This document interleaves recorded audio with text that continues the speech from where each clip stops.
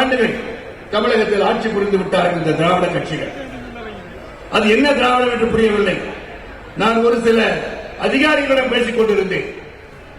திராவிடத்தை புரிந்து கொள்ளாமல் திராவிடம் திராவிடம் என்றே சொல்லி ஒரு குடும்ப அரசியலும் மன்னர் ஆட்சியும் தான் தமிழகத்திலே நடந்து கொண்டிருக்கிறது.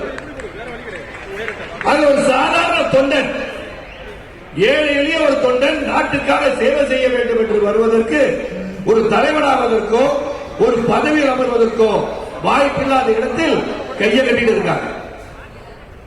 நேரம் அதிகமாக இல்லை. இருந்தாலும் பாரத பிரதமர் மோடிஜி அவர்களை பற்றி நான் நெல்லையில் நடந்த கூட்டத்தில் சொன்னேன். இந்திய அளவில் மட்டுமல்ல, உலக அளவிலே இந்தியனின் பெருமையை ஒரு தலைவன் எடுத்துச் சென்றிருக்கிறார் என்று சொன்னார் அது பிரதமர் மோடிஜி அவர்கள் தான். அவர் வாழ்க்கை வரலாறை தெரியாதவர்கள் பேசிக் கொண்டிருக்கிறார். ஒரு சிறந்த தலைவரை நாம் அடையாளம் காட்ட வேண்டும்.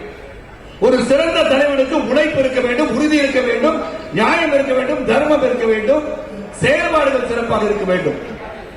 ஆக மோடி அவர்கள் 1979ஆம் ஆண்டு குஜராத் மாநிலத்தில் அருகே உள்ள மச்சு என்ற, தவறாக அதை ப்ரொனன்சியேஷன் மேபி ராங், அந்த ஆற்றின் வெள்ளம் பெருக்கெடுத்து மோர்பி அணை உடைகிறது. மக்கள் தத்தளிக்கிறார்கள், உயிருக்கு போராடுகிறார்கள்.